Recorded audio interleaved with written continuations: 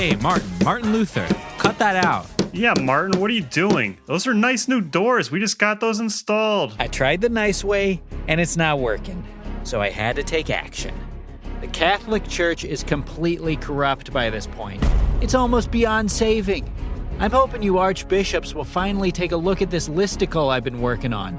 I think the key is right here. Okay, I mean, you could have just written like a Medium post, but go all the way off, I guess. Martin, Mass is about to start in a few minutes, and there are, 95 theses on here? How am I supposed to read all this? Okay, well, if you want to read it later, how about I just finish nailing this here and it'll be right here when you need it? Okay, we'll take a look now. Just lay off on the door. Do you know how many indulgences we had to collect to pay for that? Give me those theses, Martin. Let's take a look. Thesis number 1. Go to patreon.com/boysbiblestudy to support our show and get exclusive bonus content. I've got to admit, I'm liking the sound of this so far. Thesis number 2? Anyone subscribing at the $1 tier gets an invite to our secret monthly live streams. The next one is on Sunday, December 13th. All right, not bad, Martin. Maybe the church does need a little bit of reform after all. But what comes next? Anyone at the $5 tier gets our entire catalog of bonus episodes. We make at least 2 new bonus episodes every month. Bring it home, Martin Luther. Thesis number 4. Patrons at the $20 tier are our patron saints and get a weekly shout-out. Thanks so much to Marissa, Nicole, and Russell. I'm on the edge of my seat here. What's next? Ladies and gentlemen, this is thesis number 5.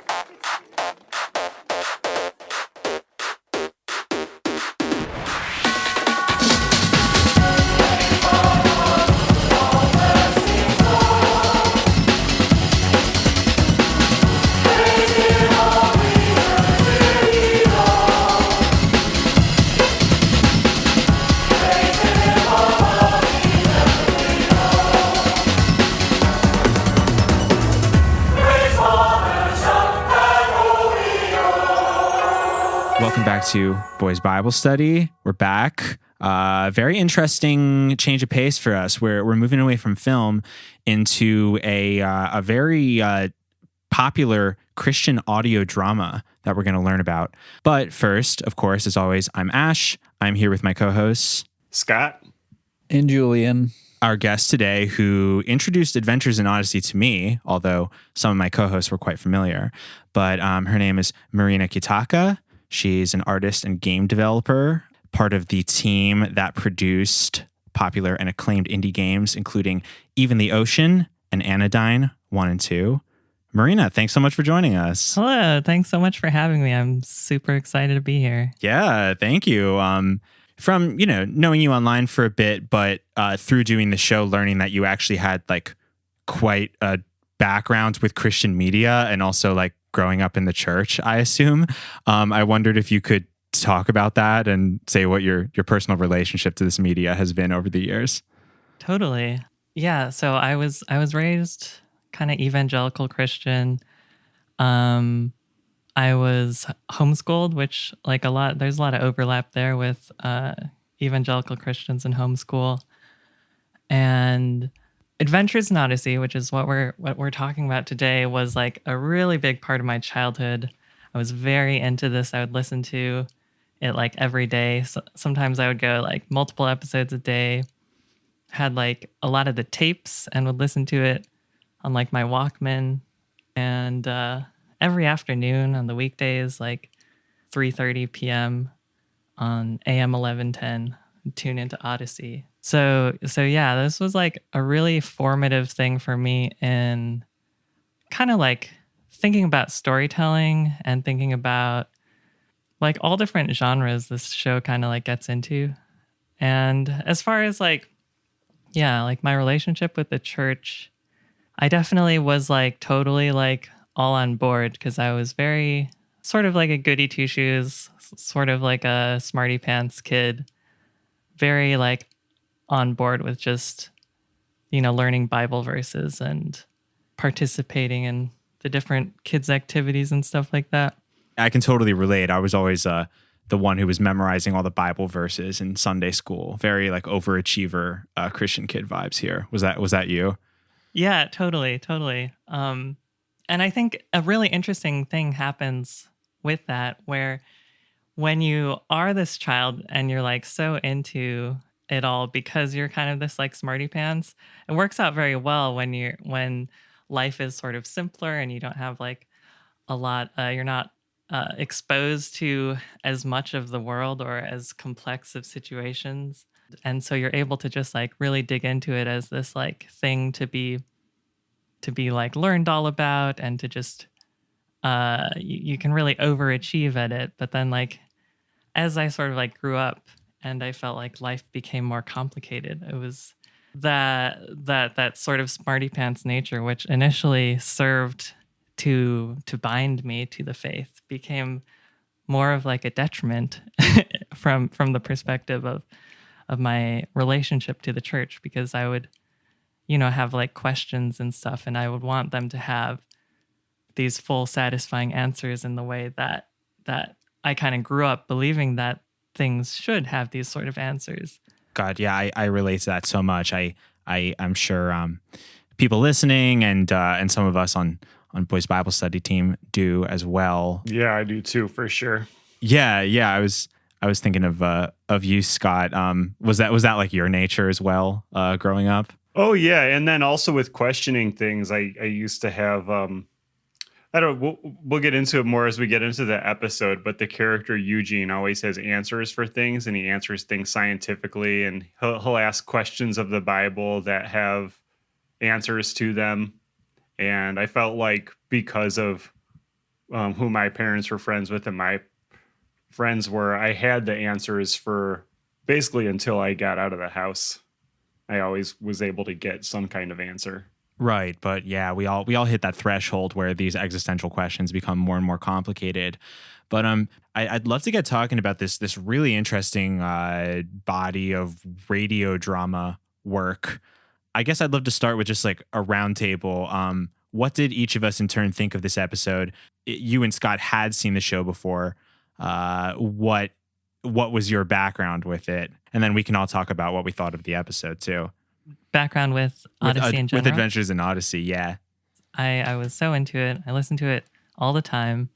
I probably listen to it the way that a lot of people listen to podcasts now, which is just like constantly wanting some kind of like characters, friends talking in your ear.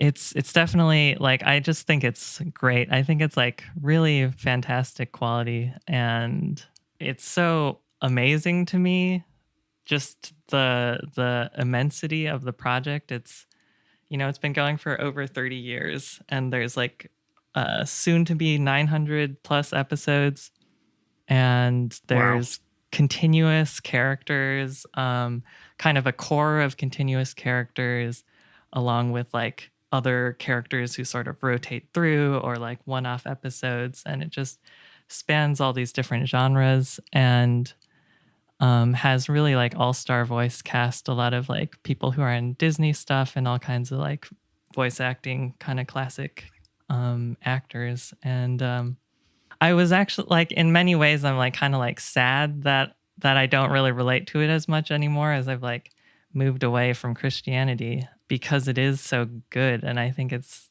like really special. But yeah, it also makes me feel so complicated because it's made by Focus on the Family, and they're just like a force for bad in the world overall. Yeah. Very homophobic and very sad.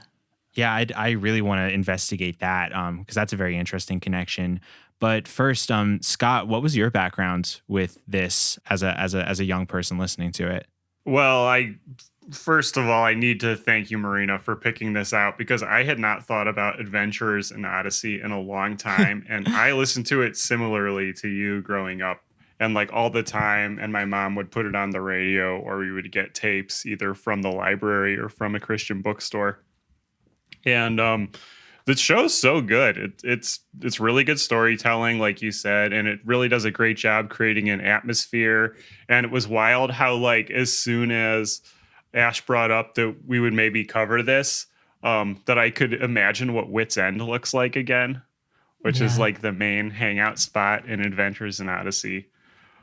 So yeah, just adding on to what you're saying, I guess the production value really is like top notch, and you really just drop right in there.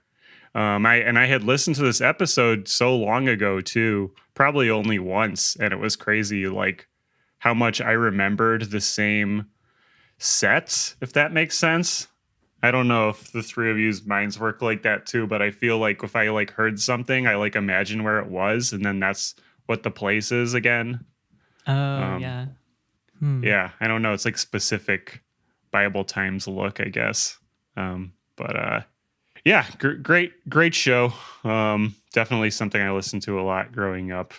No, me and Julian hadn't heard this before, so we just kind of got initiated into the world through this. But Julian, what was your initial impression listening to Back to Bethlehem? This was this might be the wildest thing that I've been exposed to through this podcast. I'm so excited to hear about uninitiated responses. Literally never heard of this in my life. Same. And it's like, then I go on the Wikipedia and find out it's been going for like 35 years. And like you said, there's 900 episodes and there's movies and video games. It's just like, what? There's no way that this could have existed. To this, it just makes you feel so small in the universe. Yeah. Wow. This entire franchise could be going on like a cosmic have experience. No idea. Yeah. My eyes have been opened. Well, I am very excited to like ask Marina and Scott to do some world building in general for us with this, because there seems to be a ton of background. I wanted to share, despite having grown up, like actually my story, at least like emotionally, how you describe your story, Marina, is like pitch perfect how mine was, although, our circumstances were different. But, I was very invested in the church, learning Bible verses. I definitely consumed Christian media when it was available. But for whatever reason, I was never exposed to this, and it just like completely missed my consciousness. When I was talking to you about coming on the show and you suggested this, it was like I had never just heard of it at all. So I've got to say, I was like really blown away. And it comes at the heels of our podcast just having released our own first radio drama, which we embarked on not thinking about Adventures in Odyssey. And obviously our episode, The Golden Calf, is like, much raunchier and like a way different take on a Christian audio drama. But like, it was just really interesting. Somehow less offensive. Yeah. Yeah, definitely. It's raunchier yet less offensive, I would say, than a lot of Christian media. But I don't know. It was just funny because I just produced my first radio drama, and then hearing this, it was like, oh wow, like it's so well produced, and like it made my brain spin about the possibilities of what we want to do next. So I thank you very much for exposing it to us today. Just to add, as somebody who's never ever heard of this thing never been exposed to this until earlier today, that like I was really blown away by the production value. Yeah. It was very much very, very high quality and very well produced and well acted, and I think that was the scariest part to me. Yes. Good it was. Not necessarily the content, but the quality of the production quality. Yeah, it was so sophisticated. So Yeah. Scott and Marina, what is like? We talked about it a little, obviously, but like story wise, like what is Adventures in Odyssey? Who are the main players in it? Like, can you give us any world building stuff before we got to this point in the episode Back to Bethlehem? I'll start on that real quick. So there's one very central character to all of it, who is John Avery Whitaker, who everyone calls Wit. And he has a place called Wit's End. That's like a, what do you call that? Like 50s kind of bar thing, like a Emporium, soda shop. like an ice cream, soda shop. Yeah, that kind of a place. And he's also an inventor, which is very important because he invented something called the Imagination Station that allows you to experience all points in history, basically. And then there's people who work for him too and basically come in and out of Wit's End. But Wit's End, this soda shop type place, is the core of it. Yep. It's set in a town called Odyssey. It's a small town, kind of implied to be maybe Midwestern. And yeah, so it has this very like, oh, like, good old fashioned family values. We're in a small town kind of vibes. But then Connie and Eugene, who feature heavily in the episode that we listened to, are the two kind of main employees of Wit's End. And they're, aside from Wit, are arguably sort of the like main characters who are a backbone that kind of runs throughout this entire long series. And then as the years progress, there's different like child actors who are like the kids at Wit's End who come and hang out and have their own, kid themed adventures. But, the kids kind of like age out of it because it's going on for like 30 years. And then occasionally you have a kid who's now an adult and they like cameo or like play a different role coming back to the series now and then. And that's always like exciting. One really interesting case where that happened was a lot of people might know Zach Callison, the voice of Steven Universe, was one of the kind of main kids in one of the families on Adventures in Odyssey. I did not know that. I mean, like you were saying before, there are some real like all-star voice actors on this. I noticed that the voice of Connie, I'm blanking on her name. I'm going to look it up. But the voice of Connie has been in like so many things. And she's like I think she's actually still the voice. Katie Lee. Yeah.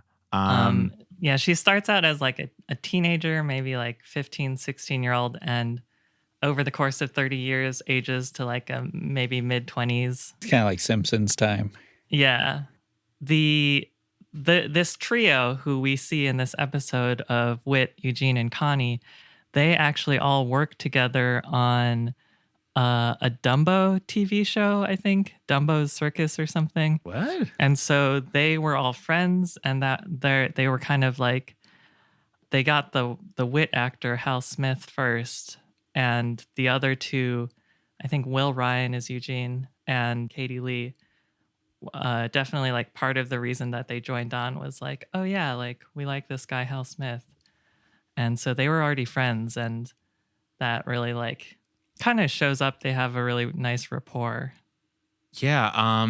Now there's like other like story types too. So that we got like a Connie and Eugene time travel episode for Back to Bethlehem, which we watched for today, and we're about to talk about more in depth. But what are some other like types of episodes that you might get if you tune in at random to Adventures in Odyssey? Do they always? I mean, are they always traveling through history? Like, is it? No. No. Okay. It's very so. There's a lot of like slice of life stuff, like an episode that would be like an Arthur episode or something with kids, and kids dealing with kid problems and stuff like that. At times, it gets into like, Mr. Whitaker and his son used to be like spies, and so there's like spy drama arcs. Oh, cool. There's like political drama. Yeah, there's this one part where there's a farmer character and something happens. It's similar to like the recent movie Dark Waters, where it's like, oh, there's like problems on my farm. Like there's some kind of company that's doing something bad, maybe. And Tom decides to run for mayor. So there's this like intense sort of like political, corporate corruption drama. There's a lot of like sort of recurring one-off type things. These BTV episodes, which is where the window washer Bernard runs a television show, and it's like a variety show where they have like different little short bits and like comedic segments and stuff like that. So they really play with the format a lot. And sometimes the arcs are long, sometimes they're short, all kinds of stuff. Yeah, I don't remember any being longer than 3 parts. I did find one just reading about the actor Hal Smith that sadly There's a 2-parter called The Mortal Coil, where he explores life after death and is deeply disturbed by what he finds. And sadly, the actor's wife passed away during the recording of that episode. Whoa. Oh my God. He was supposed to die in the episodes The Mortal Coil, but his wife passed while he was recording the episodes. So they changed the episode so Whit didn't die after all. Wow. They're like, you can't handle 2 deaths this week. That's too much. Yeah. And that was back in 1992, and I guess his character is still on the show. So, were there any things that like you remember listening to that were like, oh, that's kind of fucked up? I don't know. The episode we listened to was pretty benign. You know what I mean? It was just like a really inventive way of talking about the Bible. But like, I don't know about that. I really have some stuff to say about this episode. Yeah, we will. There are some things to unpack. I found this to be very problematic. Okay. I'm curious to hear that. I didn't hear I thought it was about as benign as, do y'all remember that one-man show that I am obsessed with called Witness, where a guy puts on a one-man show where he's just like a fly on the wall type of character who's going around Bethlehem right before Jesus is about to be born? Oh my God, we have to do that one. I totally forgot about that. I don't think I've heard of that. It's insane. What? Julian, I didn't show that to you? Oh I my don't think God. so. Oh my God. Anyway. Wow. Yeah, it's literally my second favorite one-man show after FDR, a one-man show. And well, I know we watched that one together. I haven't seen that. Yeah. Anyway. That's great. That's What was the question? The question was, is there anything like deeply fucked up that you remember listening to nowadays? Not that I remember. Most of my memories of Adventures in Odyssey now just have to do with the town itself and Wit's End and the way the characters interacted. Mostly like the vibe and atmosphere of the show. I don't remember particular details about it where I'm like, that's messed up. Yeah. Yeah, I think that overall, there's a lot of like kind of weird or like obnoxious or sort of conservative implications, but a lot of the time they definitely have this sense of consciously steering away from trying to be like doing like hot takes or contributing to like the discourse. It's definitely, I think, I'm not sure if this has to do with like all the acting talent is like very like high quality, like industry people who maybe would be just like a part of a world that's a lot more sort of broad than a lot of focus on the family stuff is. Right. And they probably, wanted to continue to like work with this kind of cast. I don't know. I would like to think that these actors who I love would raise an eyebrow at least if they like really went off the deep end. Yeah, that was my impression too. Like if you're going to work with people like this who are so embedded in the general like voice acting industry, you're not going to have an episode where like characters break the fourth wall and they're like, by the way, abortion is murder. Like you're not just going to I was going to say Connie and Eugene blow up an abortion clinic. You're right. Like with an invention that Wit created. Right. Like you're not going to find like a Disney voice actor who's going to act out that scenario. But because that's true, I think that's what gives Adventures in Odyssey like that type of staying power that has allowed it to go for 30 plus years. I actually did sort of like look up a few things about like, have they ever dressed like gay people on Adventures in Odyssey? Yeah. Have they? And basically, no. There was an episode that they had a concept for but didn't produce, where there was a gay kid who was portrayed like as a generally good person, but the like adults who we care about in Odyssey did not want him to do like a school presentation about the fact that he was gay or something like that. But they didn't end up producing that episode. And then more recently, several years ago, they did a longer kind of album that was like about family and sort of gestured towards being about how like homosexuality is like kind of not quite God's plan and creates different problems, but they apparently don't ever actually say like what it's actually about. Like they don't use the words gay or queer or homosexual or like Right. transgender. They just like imply. I have no idea how this whole like arc plays out with them never talking about it directly. Right. I also looked up if there were any Asian characters because I couldn't remember any. And there's like 3 over the like 3 episodes with Asian characters out of the 900. And one of them, it's a positive portrayal, but it's about like Pearl Harbor, and there was a Japanese character who was like a code breaker or something on like for the U.S. But it was interesting. And then another one is like a really offensive stereotype from just like a few years back. This Coach Chang Fang, who is who speaks in like weird like parody of like the sage teacher type aphorisms. Oh God. Yeah. So not an unproblematic fave. Sure. Well, I just like looked at the website, and the first episode that was like randomly advertised to me was like one where they like go to Uganda and like deal with warring tribes in Uganda, and like the cast like speaks Swahili and stuff, which I don't know. I mean, didn't listen to the episode, but it could have been fine, but that just seems like a very, let's just say, ambitious topic to tackle. And it's like hard to imagine it was done with total sensitivity, but who knows? Yeah, I would say total sensitivity would be them not solving anything in the 22 minutes, which I'm sure is not what happens. But very interesting. I would love to. I think now we should.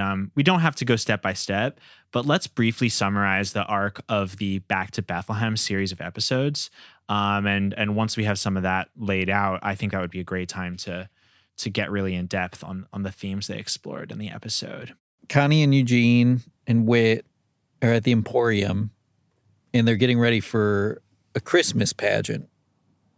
Am I remembering that right? I believe so, yeah. Yeah. Okay. And then there's some bickering over like the authenticity of the play, and Whit brings up the point that like nobody really knows exactly how it went down. But if they want to find out, they can hop in the pod and go back and check it out. Yeah, the imagination station. They set up in their bickering and their bantering between Eugene and Connie, who are very classically are clashing foils to each other. Connie is very kind of like hard-headed, fiery, sort of this is what I think type character, short temper, but lovable. And Eugene very much gets under her skin, being the kind of I'm a rational man, smarty guy. Mm-hmm. Speaks in very elaborate ways. Their bickering sets up a theme that actually continues throughout the whole arc, which is about like gender roles and people sort of like belittling Connie. Yeah, that seems to be the most important line in the whole story that is supposedly about the birth of Christ is when Eugene says, if this was 100 BC, you wouldn't be talking to me like this. Yeah. Like, you wouldn't be disrespecting me like this. And Connie is like, what's that supposed to mean? And he's like, well, you know. And in the first century, you wouldn't be allowed to speak to me so rudely. Huh? Women were required to respect men, speaking only when spoken to. Isn't that correct, Mr. Whittaker? And then it's like, let's go back in time and find out. And then you get about 60 minutes of just people fucking with Connie in about 3 minutes of the Christ story. They're just everything she does. They're like, oh, you are interested in anything? Right. You do stuff? I was just curious, that's all. A girl curious about shepherding. What will we do with this generation? Yeah, thankfully, not every Imagination Station episode is like that. It's just, for whatever reason, a thread that they really decided to like pick up for this arc. Yeah, it was crazy.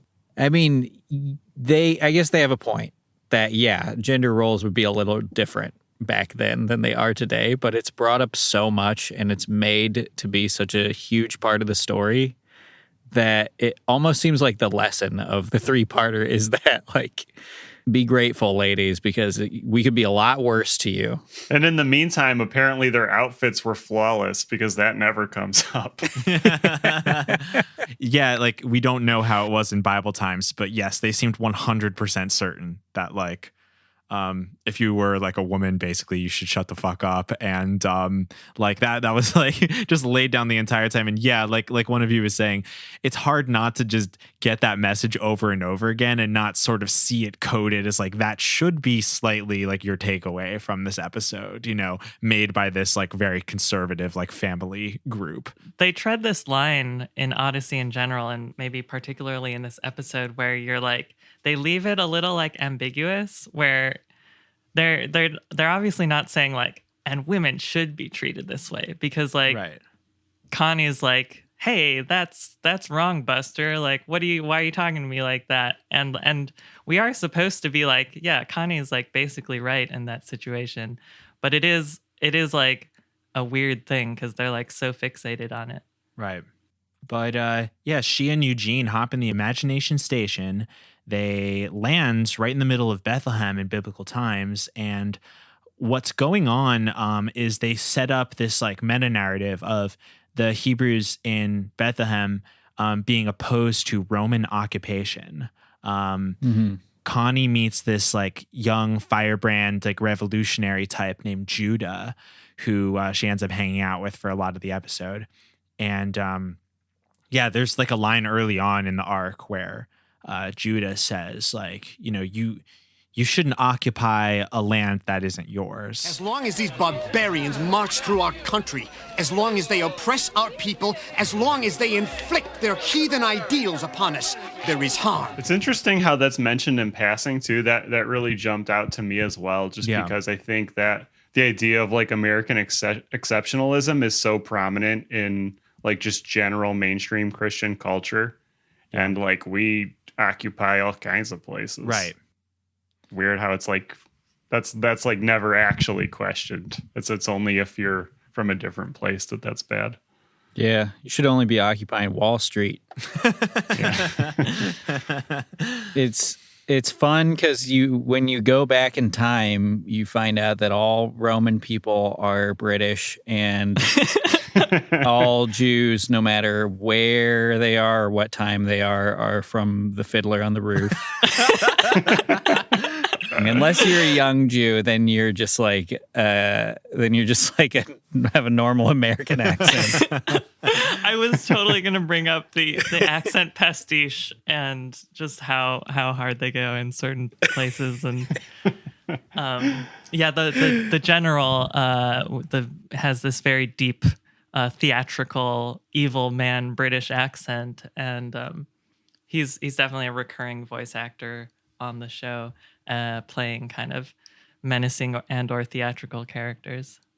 Yeah, it's like I get that since it's all radio, there have to be like distinct ways of dividing up the characters, but yeah, I think the the binary you brought up, Julian, of normal versus like Yentl, like, versus like Fiddler on the Roof is like something that carried through the entire episode. I usually have a pretty high tolerance for Jewish stereotypes, but this was the first one in a long time where I've heard, and I audibly said, "You got to be kidding me." It was a lot. So yeah, to set up the basic setting, aside from the firebrand Judah, we have the innkeeper Benjamin, who Connie gets sort of roped into doing chores for. So the innkeeper and his wife are recurring characters, and then Eugene runs into Hezekiah, who is what exactly is he? I don't know. He's like kind of a prophet or something. He's just like a guy. Or just like a Who guy. He's just believes, really right? stoked. He's like really stoked Yeah. for the birth of Jesus. I believe I know who she is, but how do you know? I don't know how I know, but I do. Oh, thank you, O Lord God. My lips praise thee, my heart rejoices in Now, thee. don't overexcite yourself. Therefore the Lord himself shall give you a sign. Behold, a virgin shall be with child and bear a son, and she will call his name Emmanuel. Yeah, no, I think he's just supposed to be like, representing Hebrew at the time who would have been ready to accept Jesus as the new savior. Whereas the innkeeper, Benjamin, you said his name was, right? I think he was, if I'm not mistaken, portrayed as someone who was like very skeptical, which, you know, maybe understandably some people of the time would be if they heard that there was just like a new savior that was about to happen. Who does Eugene hang out with during the episode? Is that Hezekiah, like the one who's a believer? Yeah. He Yeah. mostly hangs Yeah. out with Hezekiah. Right. I mean, Connie gets most of the action, I feel like. Yes.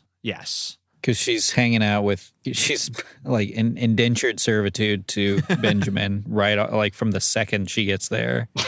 And she kind of And ends then- up in a love triangle. Yeah, and then Right. she has Judah, just beta orbiter Judah, simping for her so bad the entire time. And on top of that, she has the Roman general just trying to buy her like property. Yeah, she's immediately, as soon as she lands in Bible times, she's immediately put to work on multiple jobs. She's roped into like helping Mary give birth, you know, and being a midwife essentially. And she's like running all these like labor tasks for the inn. By the way, I should mention this is the same inn depicted in the classic Christmas story, that there was no room at the inn because all of the people were coming to Bethlehem to register for the census. Therefore, there was no room. Mary and Joseph. Mary had to give birth to Jesus in a manger. So that's the inn we're referring to. But Connie's just immediately doing hard domestic labor, like cooking dinner, cleaning stuff. And also there's just two men who we meet who like immediately just want to marry her and like take her to a different place where they can be together. Like those are just like the situation she's immediately faced with. Which they go into great depth into her plight throughout this. Yeah. Like way more than the actual birth of Christ. Right. It's really funny. It's just like this is all made up, and it's just like this weird Bible fan fiction where Wit's like, "Hey Connie, do this adventure." It's just like a bunch of my Bible OCs hitting on you the whole time. What I've seen, I think you would be a wonderful wife to a very lonely Roman soldier. You're kidding, right? I will speak with your master. No, really, She's not going with you to Rome, barbarian. Oh? Who are you? It's just a friend. A friend who will give you a taste of steel, Roman. Yeah, if they had cut out that whole narrative, like it would be a two-parter instead of a three-parter. Yeah. Right. It might even be a one-parter. There's like, in I think the second episode, they're like scrambling to get like hot water and towels or whatever for Jesus to be born. And that's it. That's all they have to do. And I think Connie says something like, who would have thought that the birth of Jesus was so complicated? And it's like, it's really not that much happened. Like, you just went into the manger and like needed to get hot water. I think it was just the first time she had been in a helping with birth situation. Yeah, in I guess that general. would be pretty complicated if you weren't used to that. If you just think that like you like sit down and it comes out and that's it. Right. Yeah. Just this whole thing was what was so striking to me about Adventures in Odyssey. And I think was like, even though it was kind of funny, it was also like pretty successful in the way that it just like, I guess its goal, what it was trying to do is like humanize this, you know, very biblical story by adding in all this like extraneous information, extra characters to sort of like put you in like the crowd. Like what would it have really been like outside of the inn where there were no rooms? And so I don't know. I found it very like kind of inspiring and humanizing. However, on the other hand, this is literally like you could argue the most important Bible story. So it was a bit funny that we're like just having a whole scene of like Connie preparing dinner with like the older women, and they're like, haven't you ever baked bread before? And she's like, well, I just put food in the microwave. And they're like, the microwave? How do you fix meals in your country? I just take off the wrapper and throw the food in the microwave. What did she say, Rebecca? I've been with her all day. Shh. It's better not to ask. Yeah, I like how they don't, because it's all imagination and not like real time travel, they don't kind of bother with the whole like, oh, you can't mention changing the oil in your car or else it will destroy time. Right. Yeah. They just kind of are like, whatever, we can have them say funny things. So is the Imaginarium like a sensory deprivation tank or something? I don't know how it works. And it's Yeah, like a guided ask meditation from Wit. Yeah. All I Yeah. know is that when it starts up, there's these like really loud, like swirling noises, like as if they're like moving really fast and like spinning into like a portal. And the characters always have to go like, ah, Right. after they like press the button. There.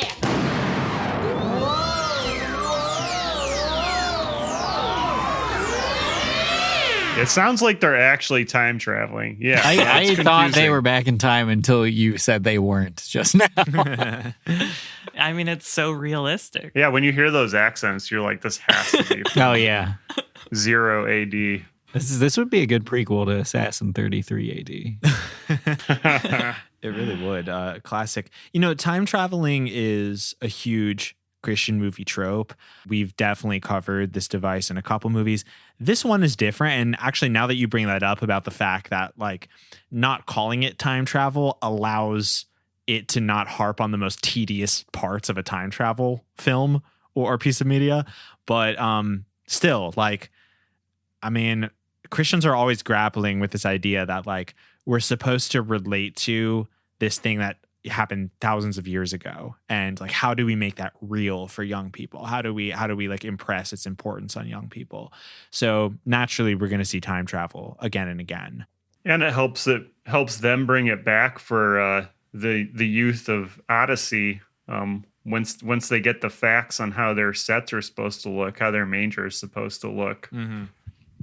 You know, because that's why they're going in the first place to see. Right. They're really just there as like set designers. They just have like their iPads and they're like taking pictures and like, all right, so it's more of like a cave. It's not really a barn like we were imagining. And this kind of animal wasn't there. This kind of animal was. It's all just like these side facts around Jesus. Like the fact that they're there for his birth is like really secondary. Well, I guess until the end. Yeah. Spoiler, Eugene cries. Yeah, but even then at the end, they just sort of tack it on and they're like, okay, let's go home now. Yeah, Jesus makes some goo goo gaga sounds for like 10 seconds and then they whiz back to wit's end.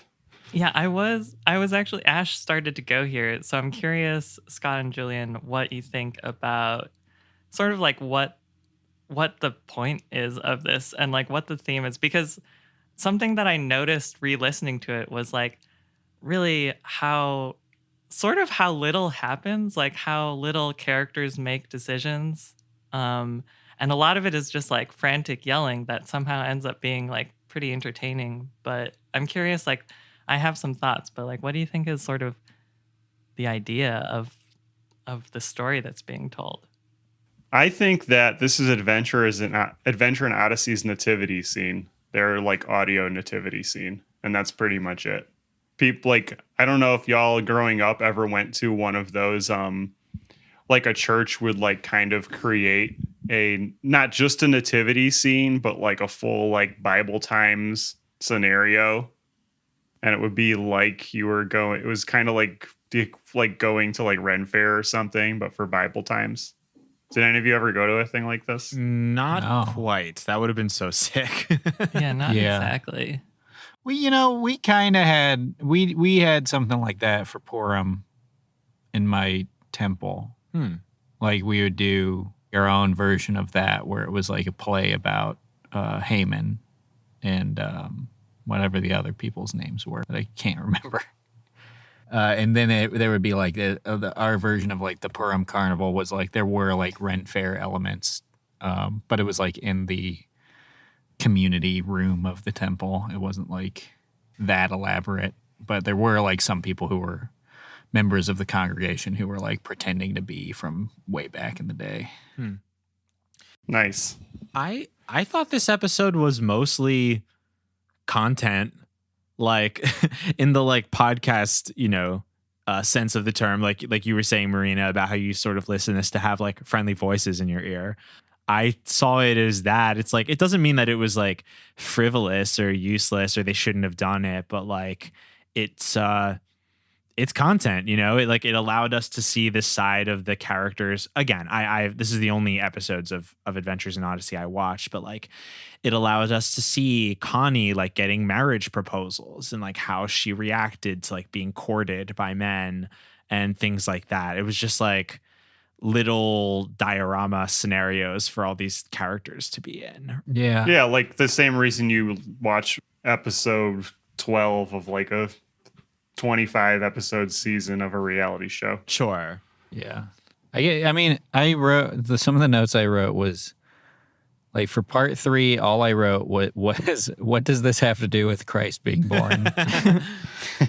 And then, which is, I think almost the entirety of Act 3 is Connie being fought over by the Roman general and then Judah, and Judah almost killing the general after Connie knocks him out, and he says like, I can't believe I got saved by a woman again. Yeah, and then that leads to the misunderstanding where Hezekiah and Eugene get in trouble for it, and they're worried that Hezekiah won't get to meet Jesus. Oh yeah, right. Yeah, but still, it's like so ancillary to Christ being born, and it like Christ's birth is just like the MacGuffin throughout this whole thing.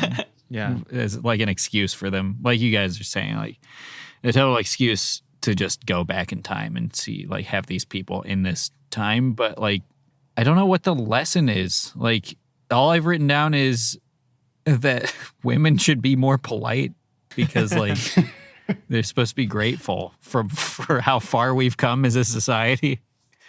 It just doesn't, it didn't really make a whole lot of sense to me. And then Eugene crying at the sight of Christ's birth was just like some weird thing where they're like trying to make it like, oh yeah, see, it was a beautiful thing. Eugene, why did you...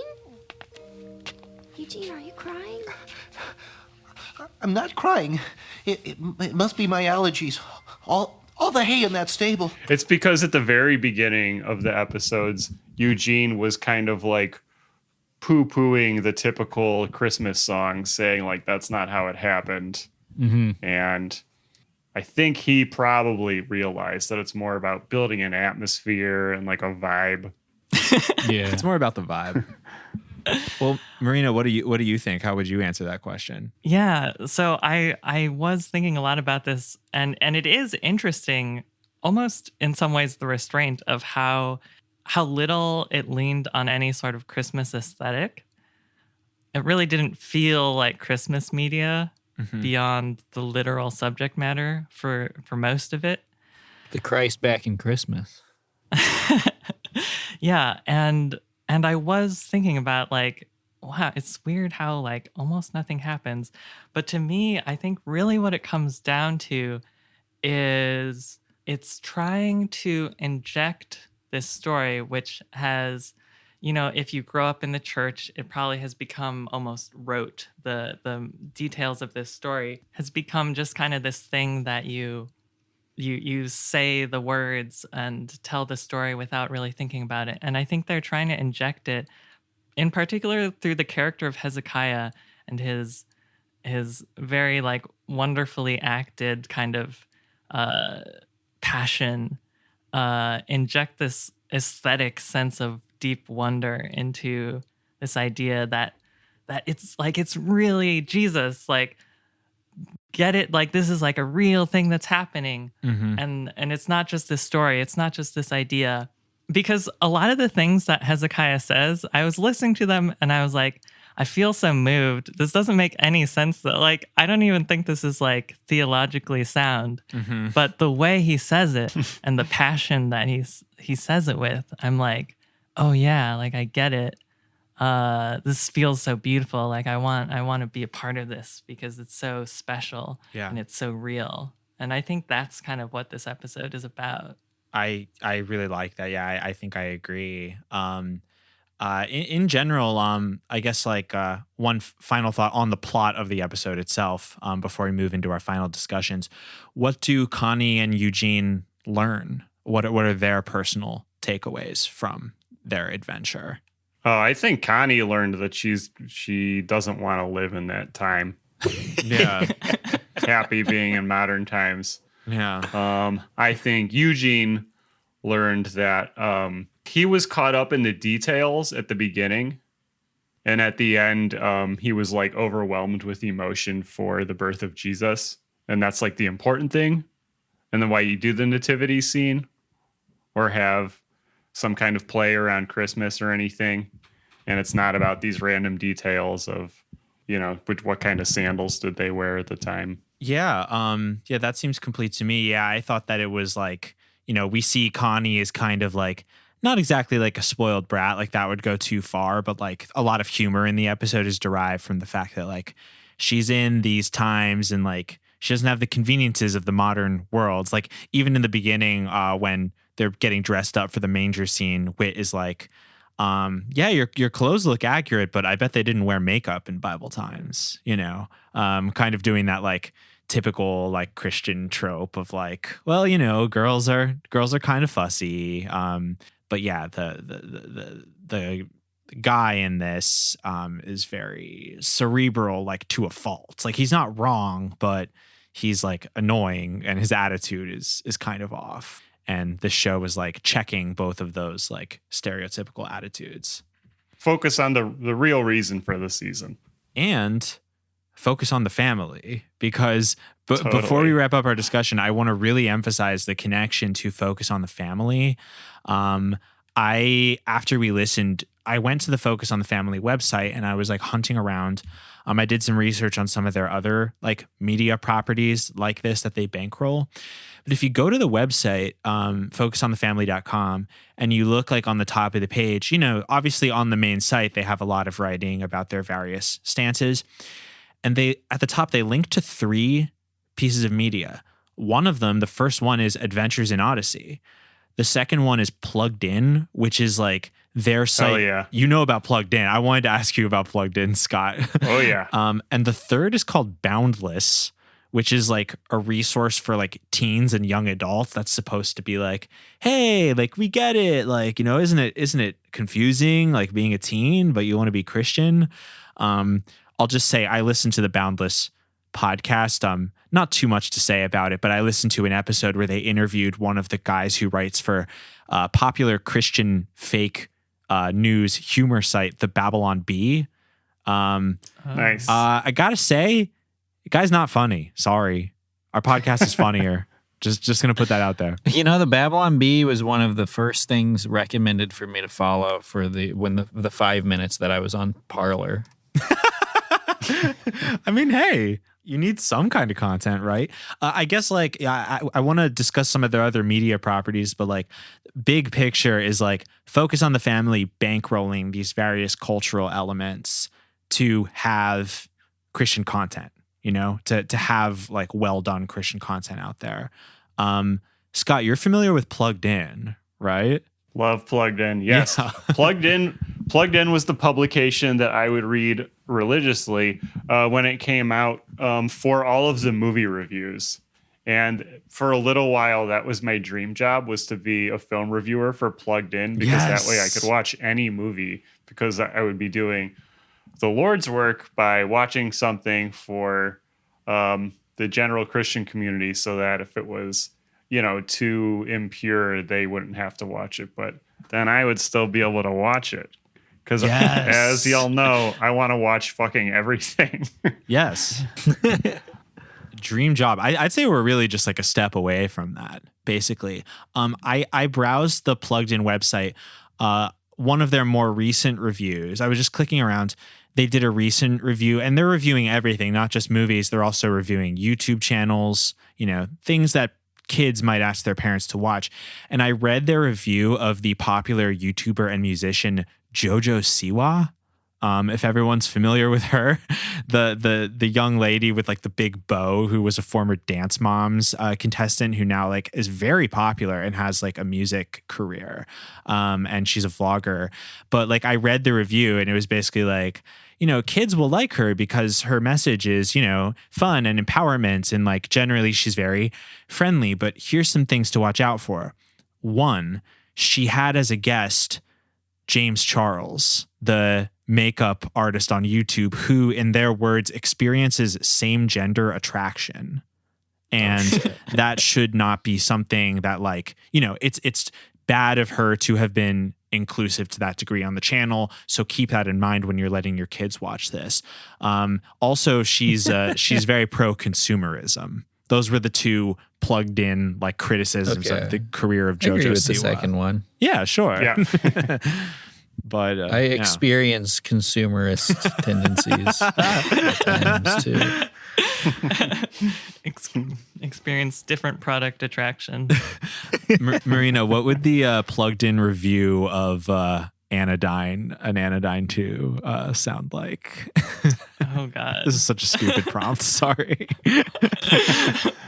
I don't know.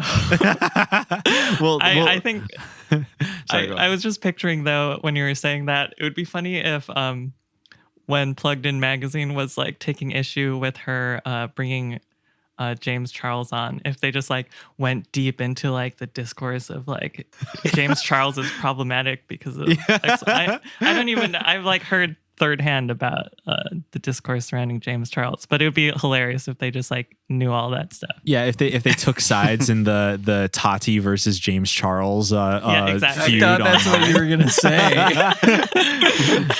They were like, we take issue with James Charles because he was way out of line at Tati's birthday party. Okay, like etc.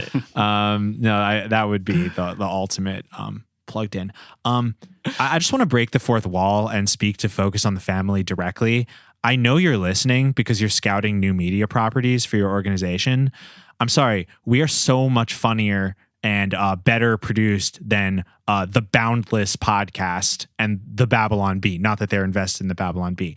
I'm trying to say, Focus on the Family. We will officially be one of your satellite cultural artifacts. You can email boysbiblestudypodcast@gmail.com with your initial offer. We will look it over, but you're going to need people like us who straddled the spiritual secular divide. So make it happen, please. Just wanted to get that message out there. You can hear the Brinks trucks pulling up. The first time I became aware of Focus on the Family was there was an episode, a 2-episode arc that was opened and closed by Dr. James Dobson himself, who was like the president or whatever.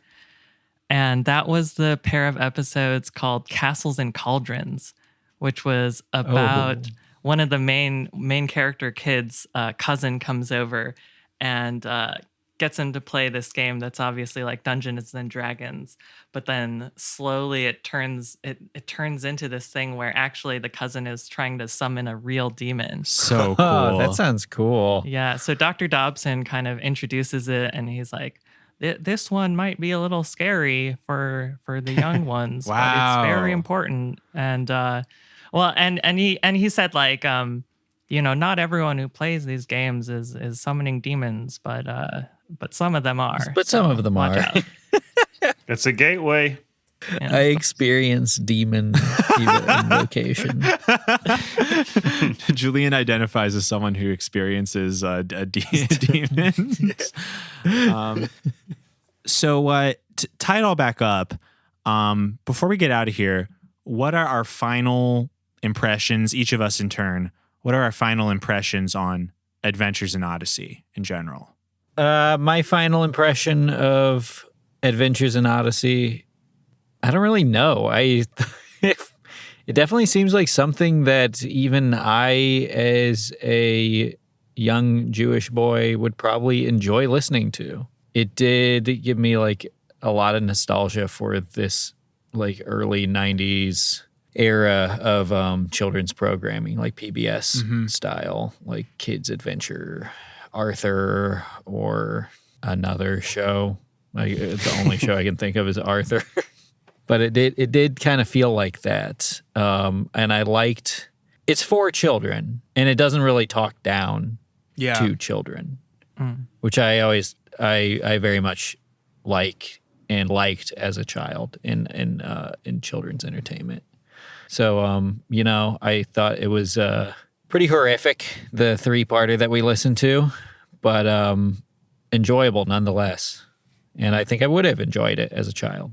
Yeah, I would say like my wrap-up thoughts on this, I honestly found it like really inspiring. Like as someone who is creating audio content all the time, as a musician and, the producer of this podcast for a while, it really opened up like the possibilities to me of like stuff I want to do in the future. Had a lot of fun making Golden Calf. I definitely would love to do some more like audio drama type things in the future. So we'll see what time allows. But like in general, it was amazing to see the enormous body of work that already existed for this, having not been aware of it before. Oh I mean, my God. at 30 Imagine years, we're going to be like at 900 episode 900 of Boys Bible Study. 30 years of Boys Bible Study. We're going to be fucking reviewing pieces of toast that look like the Virgin Mary. Well, that's just like a good podcast idea in general. But we'll definitely have used the imagination station multiple times. Yes, by then. 100%. Yeah. We'll all have aged out and we'll be replaced with hotter, younger found footage lovers. But I guess I'm just deeply like humbled in a way by the scope of this project, regardless of some criticisms I may have of it. That's how I feel.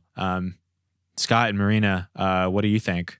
I love the world building in this show, and I think it's so cool that I was able to listen to something that I hadn't heard in years and years and years, and then like remember the characters' faces all of a sudden, which had only been imagined for me ever really. Well, I guess I saw their illustrations on the audio cassette boxes, so that's not true. They put those in my head. But anyway, being able to imagine that whole world again, like instantly, is really cool and like really speaks to the great job that they do on this, creating all of that. Because like you were saying, Julian, with how they don't talk down, I think there's a number of ways that needs to be avoided, and they do that or don't do that. I mean, they really just do a killer job building a world that you can just immediately hop into and your brain can go into as soon as an episode starts, which is cool. Yeah. What do you think, Marina?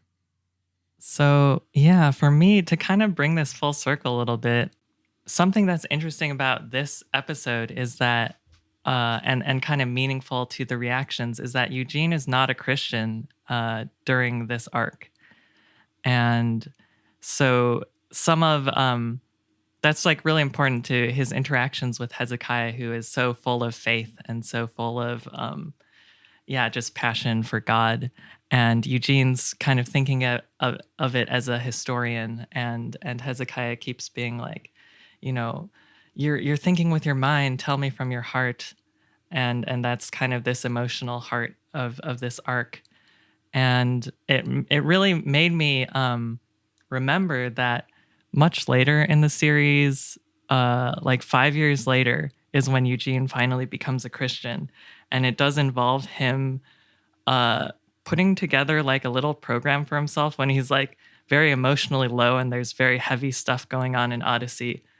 He puts together this like program of memories, and Hezekiah speaking passionately to him is like one voice clip from this montage of him reflecting on his experiences in Odyssey that ultimately leads him to becoming a Christian.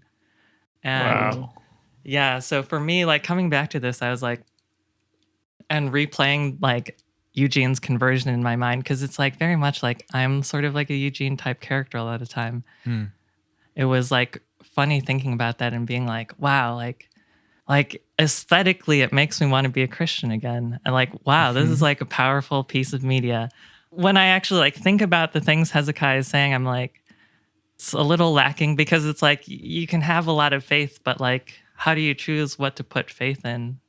And in Hezekiah's case, there's just in the case of this story, there's no real question. It's sort of this thing that maybe a lot of Christian media does, where it's not really like there's different cultures and different things that one might believe in or not believe in, but rather that like everyone exists on a continuum from anti-Christian to neutral to Christian.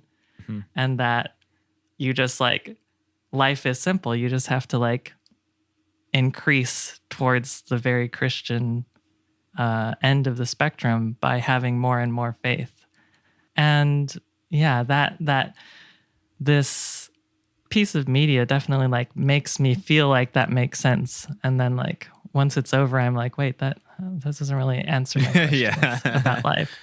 But it was interesting reflecting on how kind of effective that was. Yeah, it's interesting how that's like how that can put you in that state, because it really is. I mean, it's about what the episode's about, which is being able to tap into your imagination. With that, I would love to give it the official Boys Bible Study rating. How do we think of this? I'm going to give it 5 out of 5 mangers. Okay. Great stuff. No, good stuff. It was very extremely misogynistic. I know we discussed what our takeaways were from this, but really all I can think about is just like the abuse of Connie being so prevalent throughout, like being her main arc. Glad I'm not alive back then. That's weird. My takeaway was just that she should get married already. Right. Yeah. How old is she? 15? Come on. Yeah. Jeez. I would say my rating of this, I'm going to give it 4 out of 4 Sundays in Advent. Okay. Jesus is coming. Light those candles, everyone. If you're listening to this today, it's already the second Sunday in Advent. So, go down to your Christian bookstore, get that wreath if you haven't already, and light them. Light them if you got them. That's what I say. I really upset a roommate once when I got drunk one night and ate his entire Advent out calendar. Julian!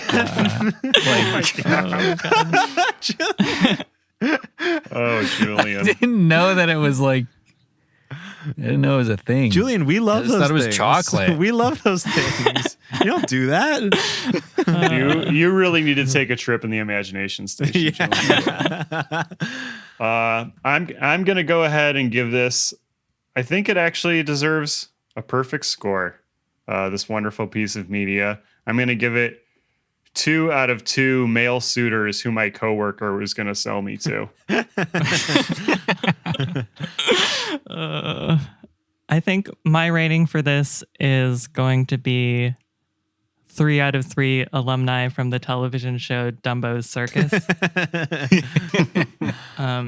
You may think that Whit was only in a couple minutes, but actually Hal Smith played Benjamin the innkeeper as well. Very vaudevillian in that way. Marina, thanks so much for sharing this piece of media with us. It truly opened up a whole new world of content for me. Before you go, are you working on anything right now? Anything you maybe want to tell Boys Bible Study listeners about? Yeah. I'm working on a new game, but we haven't quite announced that yet. And then I think what I want to talk about is I just made a blogging kind of software called Zonelets. And it's meant to make it easy for anyone to start up a simple HTML blog. And I just think that blogging is really great and that social media sucks. And so that's my little contribution. Rad. How can people find you and that? Yeah, so that's at zonelets.net. And I'm even_KEI, even K on most Twitter and itch.io, which is for games. Please check out Marina's work online. Thank you again so much for joining us on the Boys Bible Study side of things. If you enjoy our free episodes, don't hesitate to check out patreon.com/Boys Bible Study, where you can unlock bonus episodes, live streams, and more with your pledge. We actually have just today, if you're listening to this, if you want to stick around, go to twitch.tv/everythingisterrible666. We will be streaming a surprise Christian movie, and that's for the public. However, next week on the date that I'm looking up right now, December 13th, is our patron-only live stream. So definitely pledge to us by mid-December if you want to join us for a double feature of Secret Christian Films with all of us watching in chat.